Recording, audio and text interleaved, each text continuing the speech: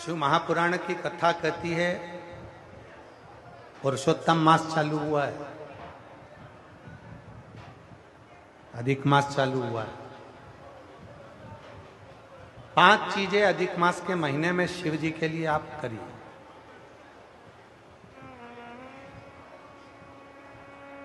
तीन वर्ष में एक बार अधिक मास आता है, पुरुषोत्तम मास आता है। हम पूरी कथा पुरुषोत्तम मास की भी आपको कथा के बीच में कहेंगे।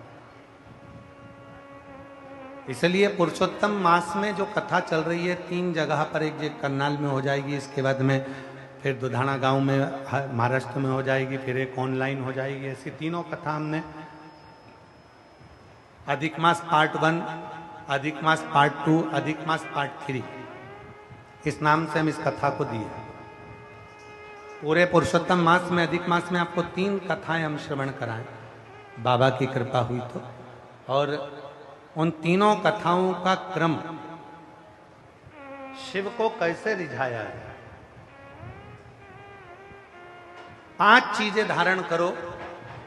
आज 17 मई से अधिक मास प्रारंभ हुआ है, जो 15 जून तक चलेगा। इस 15 जून तक के अधिक मास में 5 चीजें अपने अंदर धारण करना है। पहले नंबर का,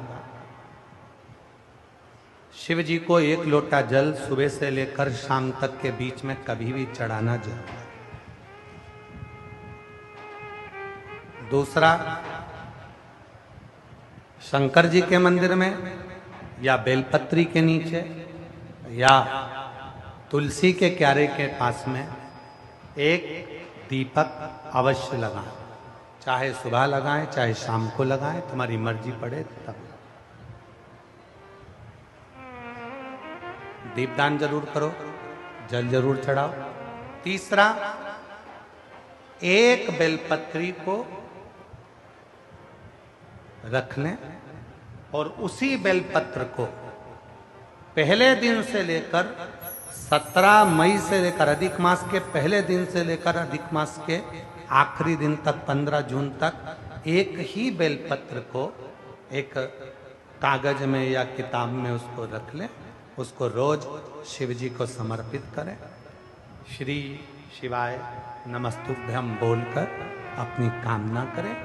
वापिस उठाकर उसको अपने किताब में रख लें। फिर कल वापिस समर्पित करें, फिर वापिस रख लें, फिर वापिस समर्पित करें।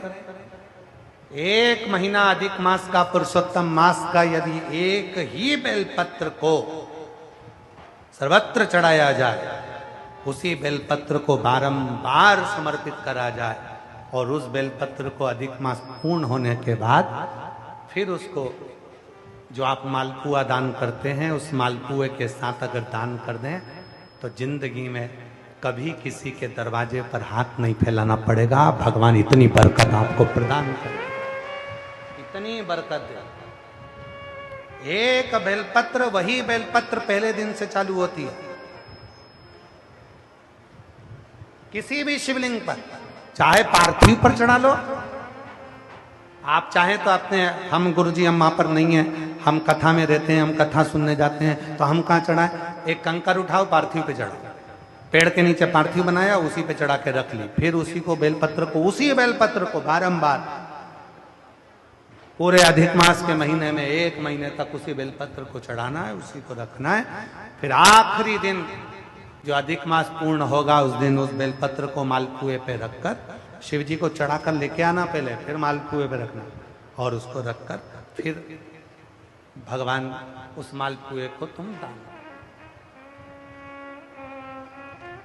मालपुआ दान नहीं कर सकते तो तुम बतासे दान कर दो, पर मीठे के साथ उस बेलपत्र को दान किया जाए।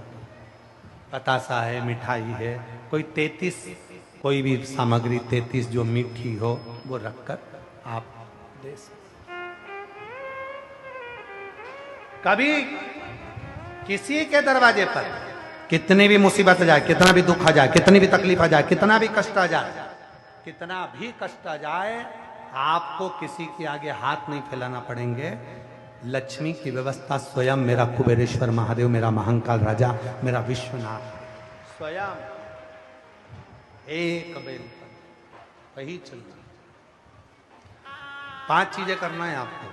पहले नंबर पर जम के बोलो जल, दूसरे नंबर पर दीप, तीसरे नंबर पर बेलपत्र, चौथे नंबर पर भगवान शंकर के मंदिर में नंदी के दोनों सींगों के बीच में से शिव के शिवलिंग का दर्शन।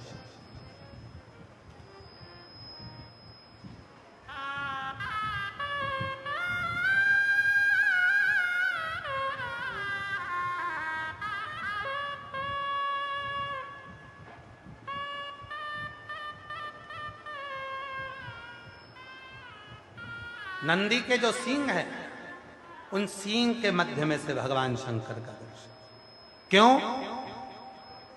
किस लिए? अगर पुरुषोत्तम मास में, अधिक मास में हम नंदी के दोनों सींगों के बीच में से शंकर के शिवलिंग का दर्शन कर लेते हैं तो अपने अंतिम सांस तक शरीर के अंदर कोई बड़ी बीमारी कभी नहीं आती, कोई गंभीर बीमारी कभी नहीं, क्योंकि ज्येष्ठा का अधिक आया है।